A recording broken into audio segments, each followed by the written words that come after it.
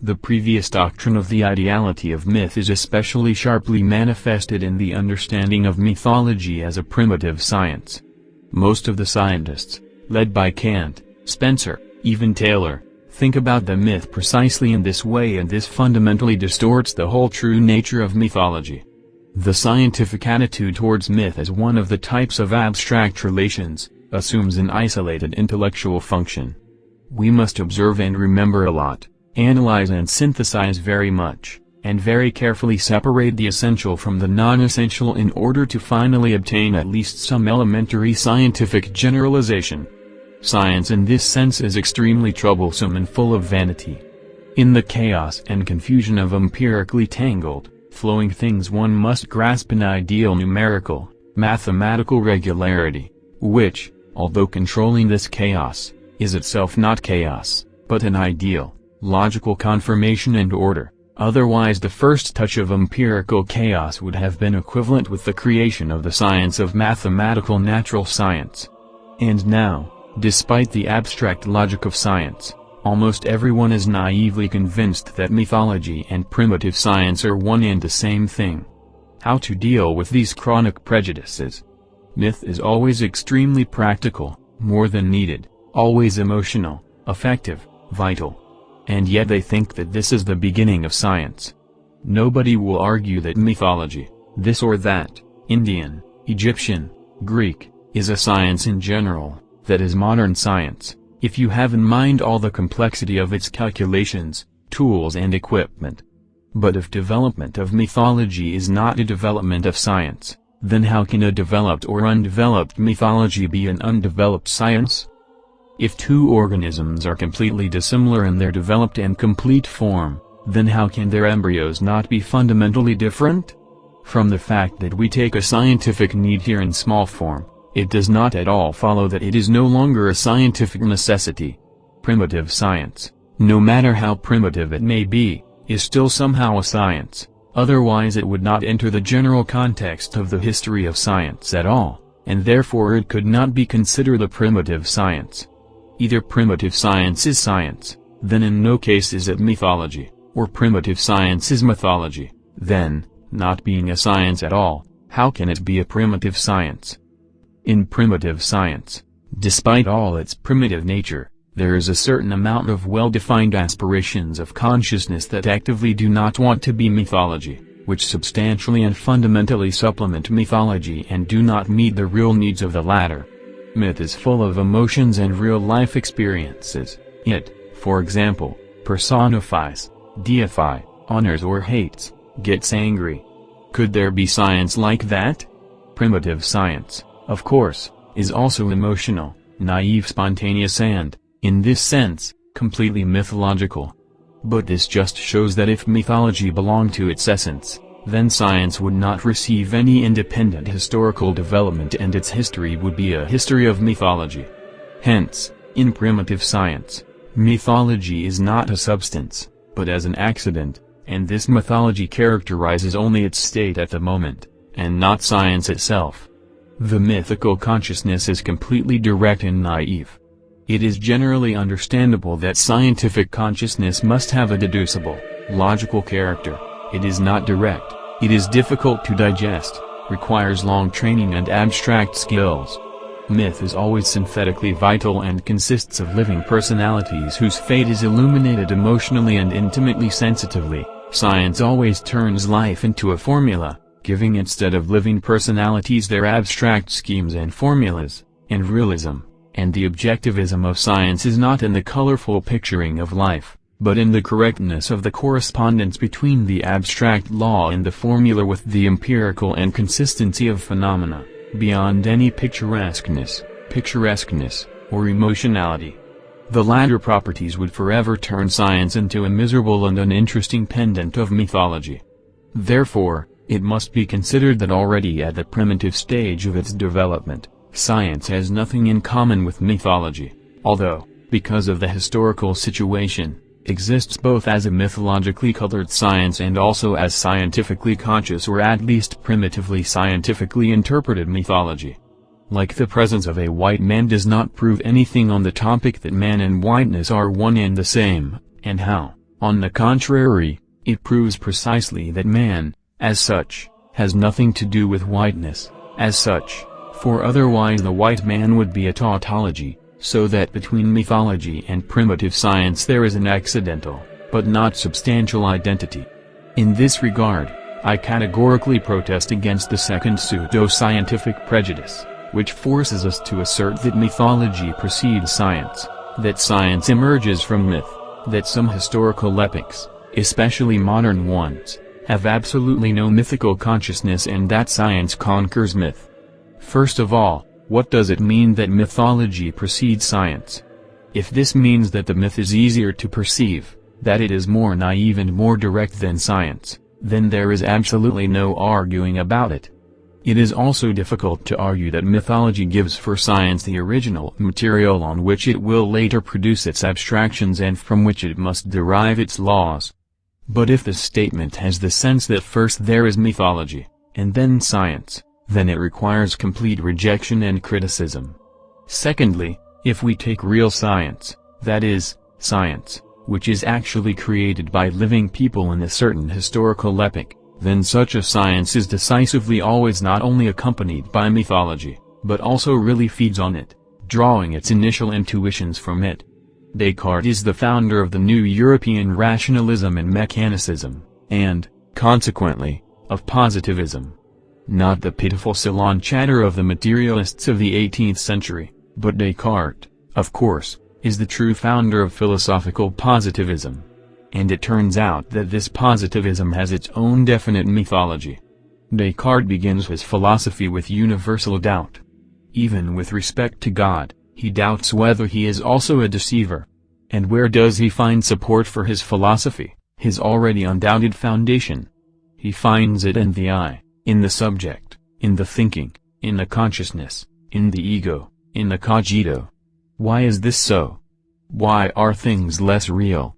Why is less real God, about which Descartes himself says that this is the clearest and most obvious, the simplest idea? Why is not there something else? Only because this is his own unconscious religious teaching, such is his own mythology, such is the individualistic and subjectivist mythology that underlies the new European culture and philosophy.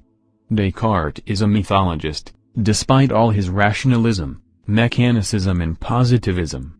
Moreover, these last of his features are only explainable by his mythology, they only feed on it. Another example.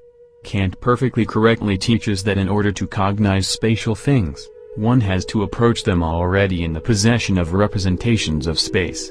Indeed, in a thing we find different layers of its concretization, we have its real body, volume, weight, etc., we have its form, idea, meaning. Logically, the idea, of course, is before matter, because first you have an idea, and then implement it on one or another material.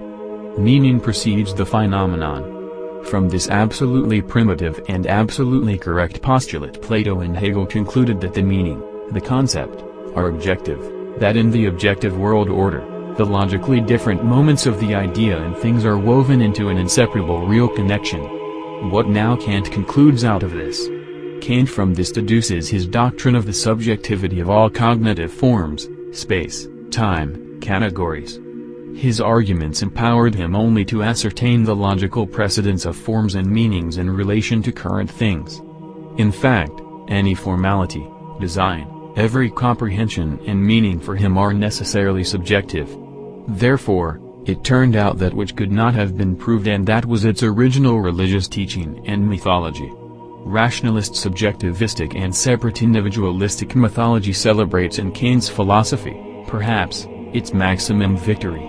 Also, the early Fichte, the original unity of all comprehension, before the division into practical and theoretical science, for some reason treats not as simply the one that Plotinus did, but as I.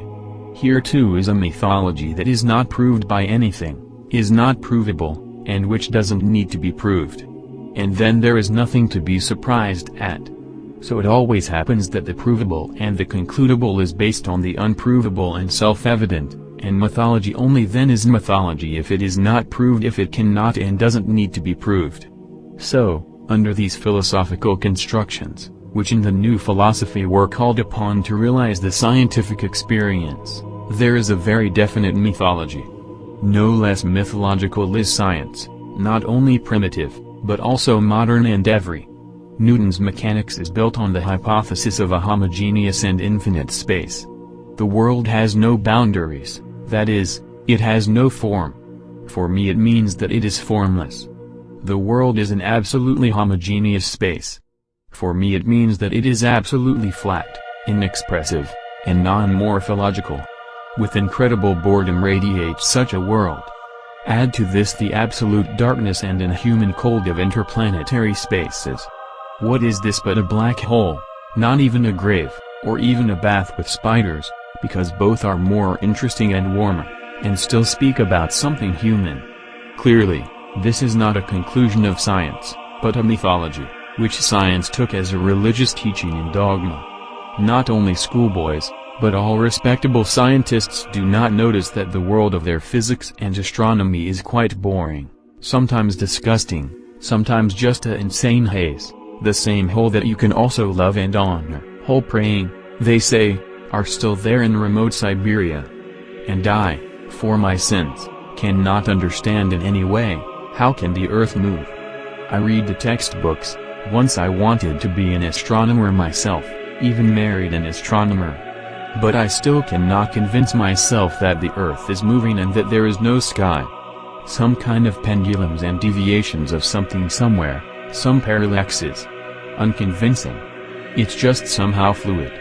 Here the question of the whole earth is asked and you swing some pendulums. And most importantly, all this is somehow uncomfortable, all this is some kind of non-native, evil, cruel. I was on the earth, under my native sky, I heard from them about the universe, it cannot move. And then suddenly there is nothing, no land, no sky, no it will not move. They thrown that somewhere into some kind of emptiness, and even escorted that with foul language. Here is your homeland, to spit and smudge. Reading the textbook of astronomy, I feel like someone is expelling me out with a stick from my own house, ready to spit in my face. For what? So, Newton's mechanics is based on the mythology of nihilism. This corresponds to the specifically New European doctrine of the endless progress of society and culture. Confessed often in Europe in such a way that one era does not make sense in itself, but only as a preparation and fertilizer for another era, that this other epoch does not make sense in itself, but it is also manure and soil for the third era, etc. As a result, it turns out that no era has any independent meaning and that the meaning of this era, as well as of all possible epochs, is moved further and further, in endless times.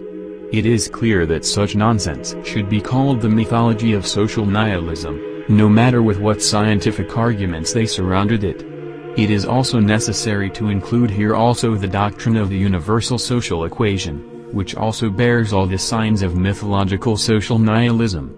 The theory of infinite divisibility of matter is also completely mythological. Matter, they say, consists of atoms. But what is an atom? If it is material, it has a shape and a volume, for example, a cubic or circular shape. But the cube has a certain side and diagonal length, and the circle has a certain length of radius. And the side, and the diagonal, and the radius can be divided, for example, in half, and, therefore, the atom is divisible, and moreover, divisible to infinity. If it is indivisible, it means that it does not have a spatial form, and then I refuse to understand what is an atom of matter that is not material. So, either there are no atoms as material particles, or they are divisible to infinity. But in the latter case, the atom, in fact, does not exist either, because what is an indivisible atom, which was divided to infinity? It is not an atom but an infinitely thin dust which boundary size is zero and it is scattered and dispelled into the infinity of matter. So, in both cases atomism is a mistake, possible only because of the blind mythology of nihilism. To every sane person it is clear that the tree is a tree, and not some invisible and almost non-existent dust of unknown, and that the stone is a stone, and not some haze and a haze of what is unknown. Yet atomistic metaphysics was always popular in modern times until the last days. This can only be explained by the mythological creed of the new Western science and philosophy. So, science is not born from myth, but science does not exist without myth. Science is always mythological. However, two misunderstandings must be eliminated. First, science, we say, is always mythological. This does not mean that science and mythology are identical. I have already refuted this position. If the mythological scientists want to reduce mythology to primitive science, then in no case will I bring science to mythology. But what is that science that is truly non-mythological? It is an absolutely abstract science as a system of logical and numerical laws. It is a science in itself, a science on its own, pure science. As such it never exists. The science that exists really is always mythological in one way or another. A pure abstract science is not mythological. Newtonian mechanics, taken in its pure form, is non-mythological. But the actual operation with Newton's mechanics led to the idea that the idea of a homogeneous space underlying it was the only significant idea. And this is a creed and mythology. The geometry of Euclid itself is not mythological. But the belief that there really are no other spaces than the space of Euclidean geometry is mythology. For the positions of this geometry do not say anything about real space and the forms of other possible spaces, but only about one definite space, and it is not known whether it is one, whether it corresponds or does not correspond to all experience, etc. Science on its own is not mythological. But, I repeat, this is an abstract science that is not applied to anything.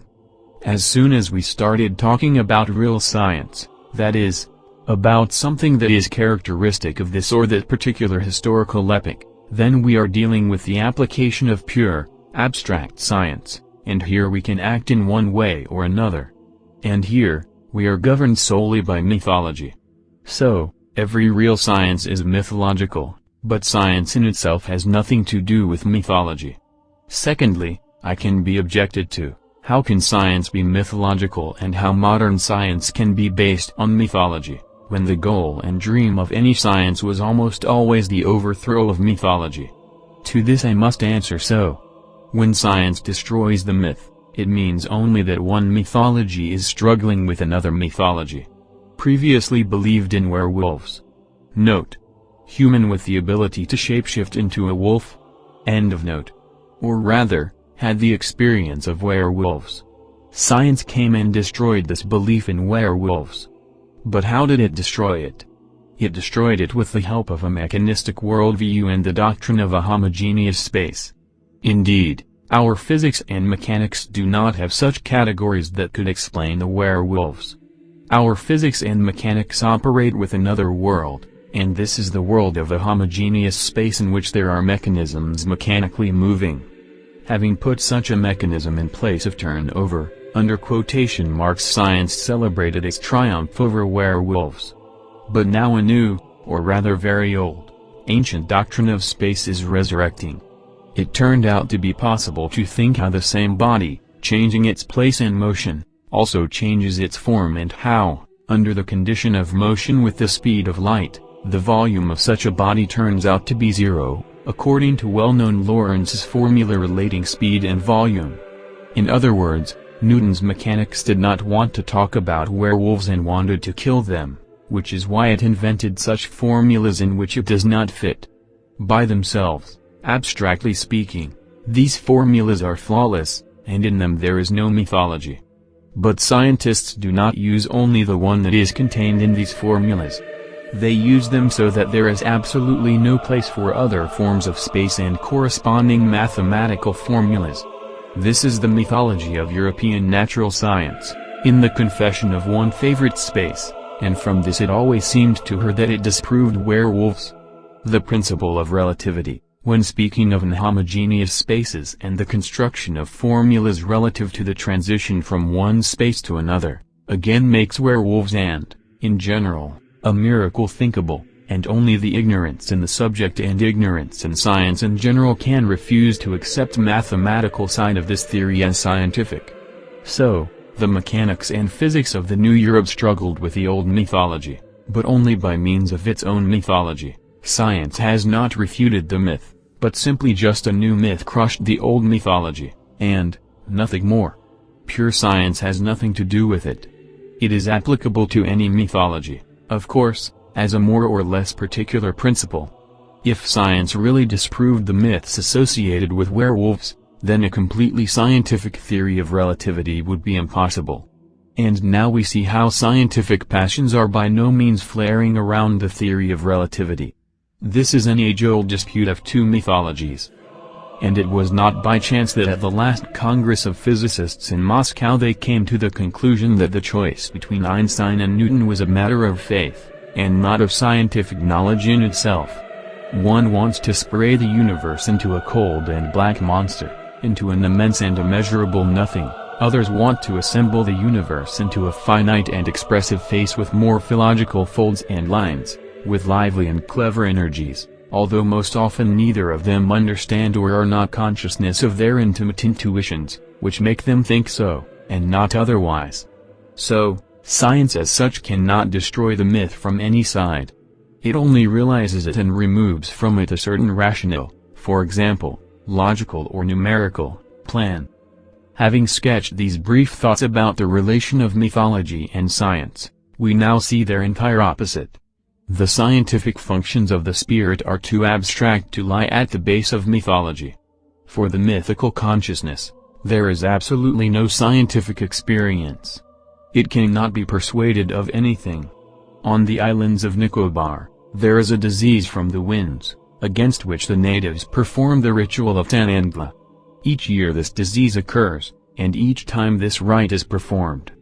Despite all its apparent uselessness, nothing can persuade these natives not to commit it.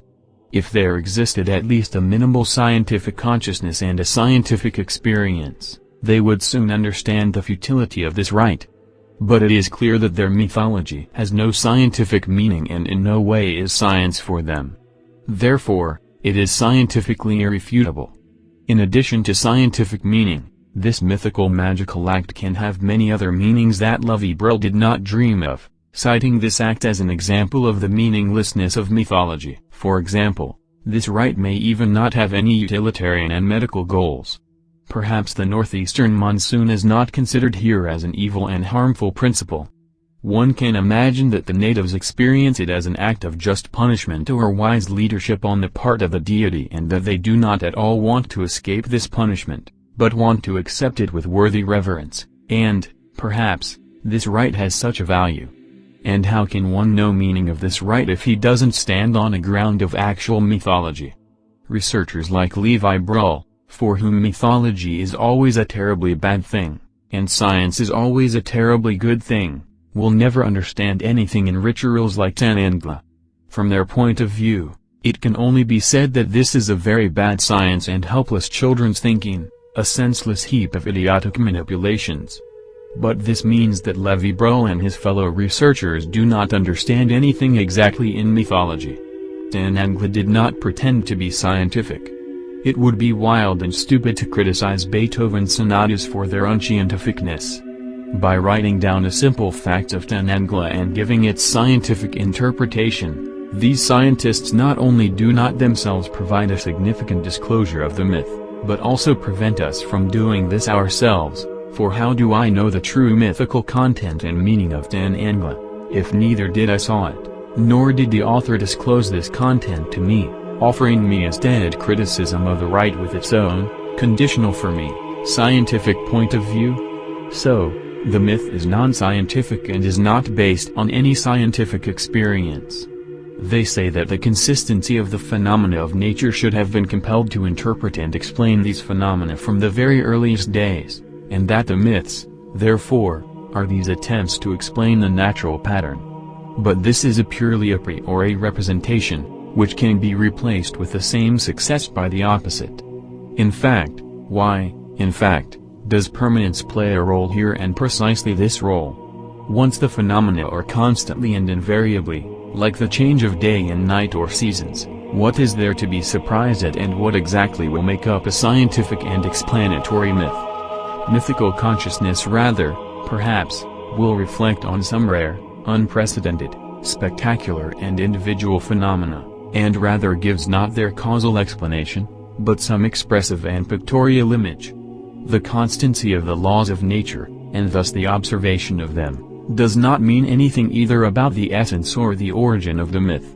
On the other hand, in this explanation of the origin of the myth as a kind of primitive science, again is hiding the conditional heterogenetic point of view on the subject, and not the opening of the immanently substantial content of the myth. In the myth about Helios, there is absolutely no astronomy, even if we make a less than believable hypothesis that this myth was coined to explain the constancy in the visible movement of the sun. In the Bible's account of the 7 days of creation, there is absolutely no astronomy, no geology, no biology, no science at all. Absolute bad taste and absolute pointless must be considered any attempts by theologians to unravel the story of Moses from the point of view of modern scientific theories. Commonly known are the free exercises of, under quotation marks, theologians, in the interpretation of the Apocalypse. Despite the fact that the classical patristic has diligently avoided such an interpretation, in spite of the fact that hundreds of historical facts can be substituted for the complex images of the Apocalypse, nevertheless the number of these apocalyptic does not decrease, but, perhaps, even increases. Usually, one among the believers who does not know how to think philosophically and dialectically dogmatically, he is engaged in the interpretation of the Apocalypse, for it was always easier to dream than to think. They do not want to understand that the myth must be treated mythically, that the mythical content of the myth itself is deep enough and subtle, rich enough and interesting, and that it has value in itself, without needing any scientific and historical interpretations or solutions. In addition, the Apocalypse is a revelation. What kind of revelation would it be, if instead of a literal understanding of all these amazing apocalyptic images, we grant the right to everyone to substitute images from Apocalypse with any historical epoch or event? Let us ponder the concept of pure science once again and try to more precisely formulate its essence, and we will see how far pure mythology is from pure science. A. What is needed for science as such? Do we need, for example, a belief in the real existence of its objects? I affirm that the laws of physics and chemistry are exactly the same under the condition of the reality of matter, and under condition of its unreality and pure subjectivity. I can be completely convinced that physical matter does not exist at all and that it is the product of my psyche, and still be a real physicist and chemist. This means that the scientific content of these disciplines is completely independent of the philosophical theory of the object and does not need any object. Secondly, there are a number of departments of knowledge, which, despite their full empirical significance, are deduced absolutely deductively, such as mathematics and theoretical mechanics. Secondly, if empirical research and even experiment is necessary for a particular science, then nothing prevents such a scientific experimenter from thinking that all of this only seems to him, but in fact nothing exists, neither matter, nor experiment on it, nor himself. So, science is not interested in the reality of its object, and the law of nature says nothing about the reality of himself, not to mention the reality of things and phenomena that obey this law. Needless to say, the myth in this respect is quite the opposite of the scientific formula. Myth is completely real and objective, and even in it there can never be raised the question of whether or not the corresponding mythical phenomena are real or not. Mythical consciousness operates only with real objects, with the most concrete and real phenomena. True, in mythical objectivity, we can state the presence of different degrees of reality, but this has nothing to do with the absence of any moment of reality in a pure scientific formula. In the mythical world we find, for example, the phenomena of werewolves, the facts connected with the action of the cap invisible, the death and resurrection of people and gods, etc., etc. All this is the facts of different intensity of being, facts of various degrees of reality. But here it is not non-beingness, but the destiny of the very beingness itself, the play of different degrees of the reality of being itself. There is nothing like this in science.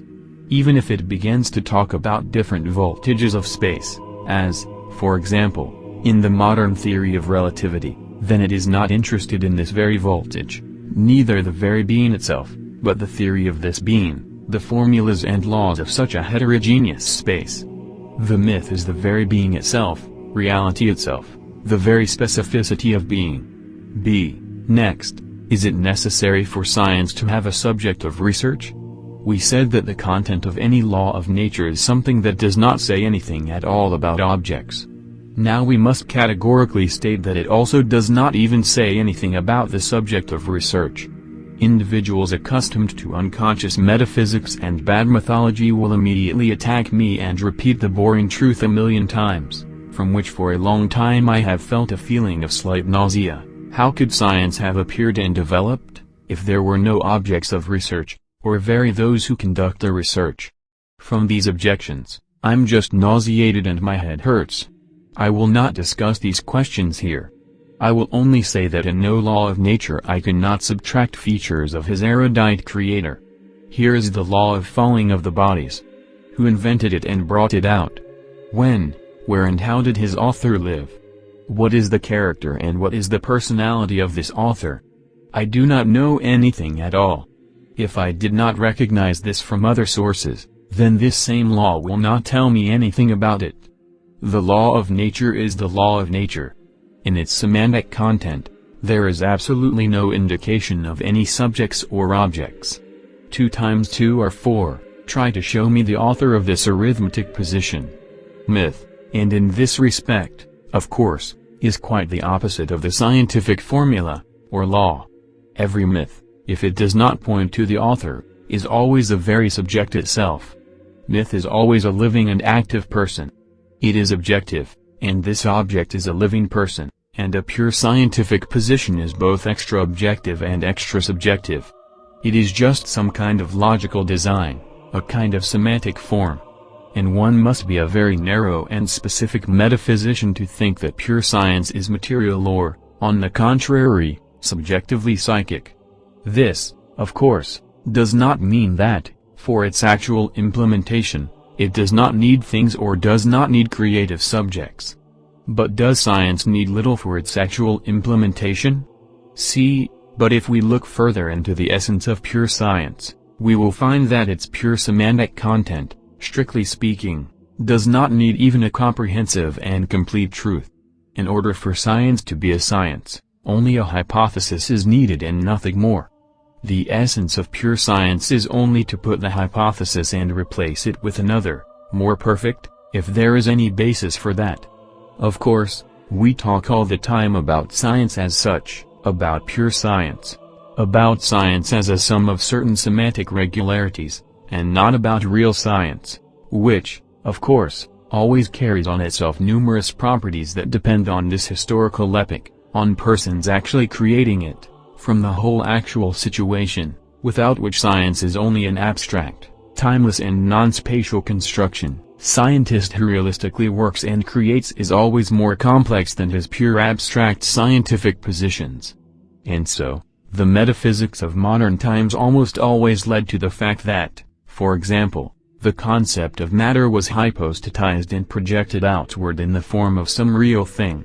The notion of force was almost always understood in a realistic, naturalistic way, that is, in essence, was no different from demonic forces of nature, as we find in different religions, etc., but only with obvious signs of rational degeneration. Does science needs all this as such? Absolutely not necessary. It is a matter of the physicist to show that there is such a dependence between such and such phenomena.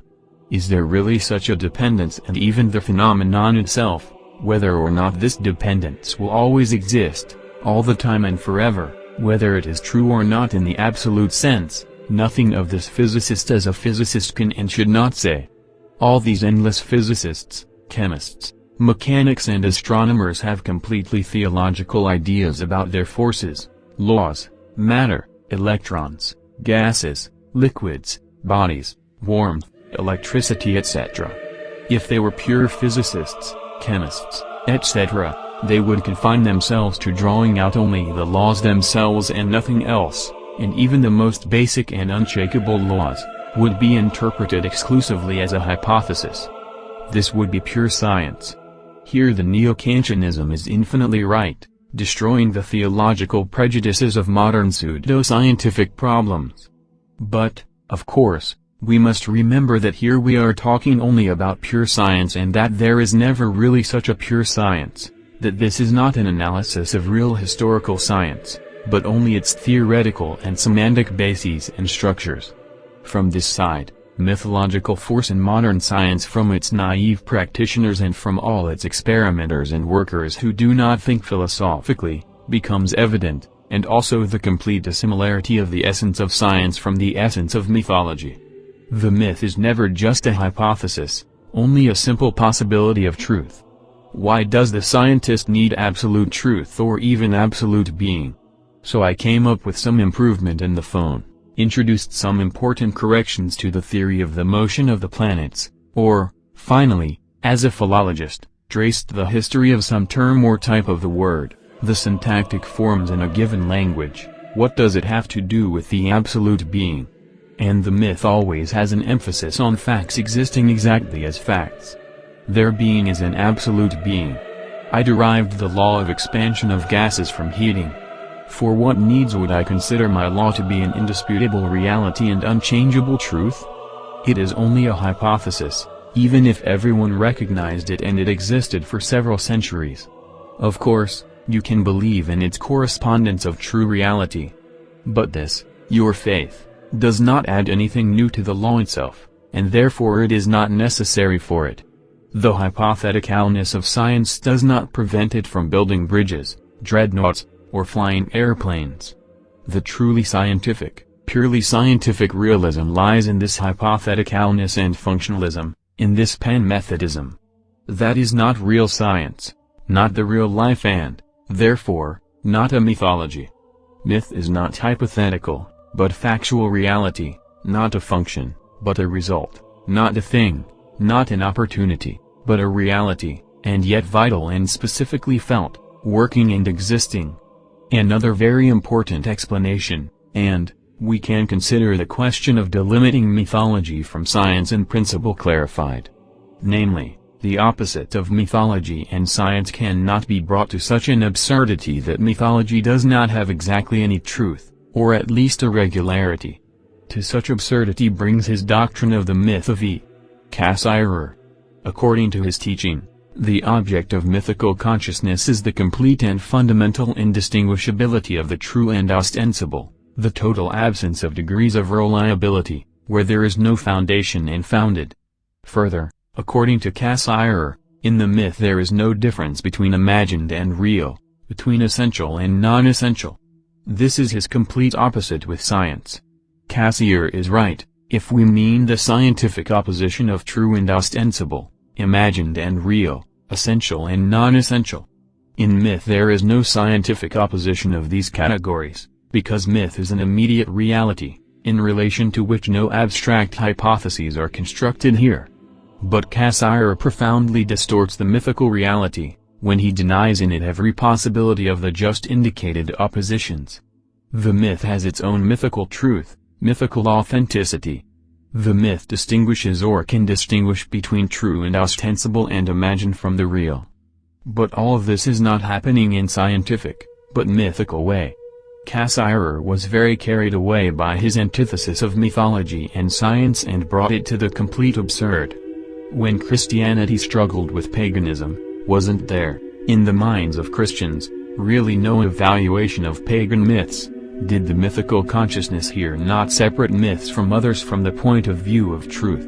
What was this struggle then? Christian mythical consciousness struggled with pagan mythical consciousness for the sake of a certain mythical truth. Of course, there was no struggle for scientific truth, especially if science is understood in principle and abstractly, as we did, and how Cassirer is right in that. But the myth has its own, mythical truth, its own, the mythical criteria of truth and credibility, mythical patterns and systematicness. Having taken any mythology, we, after sufficient study, can find the general principle of its construction, the principle of the relationship of its individual characters. Greek mythology contains a certain structure, a certain method for the emergence and formation of separate myths and mythical characters. This means that this mythology is leveled from the standpoint of one criterion, which for it is both specific and true. To them it differs from any other, as, for example, the pagan mythology from the Christian, even if in isolation we found some similarity and even identity in the laws of myth formation. Also, the struggle of Gnostic mythology with the Orthodox Christian or Protestant with the Catholic could be only because the mythical consciousness is characterized by a category of truth. If for any myth the question of reality and imaginary was completely indifferent, then no struggle within the mythic consciousness itself would be possible. The general result: the myth is not a scientific and, in particularly, not a primitive scientific construction, but a living subject-object interconnection containing in itself its own, out of science, purely mythical truth, reliability and principle credibility and structure.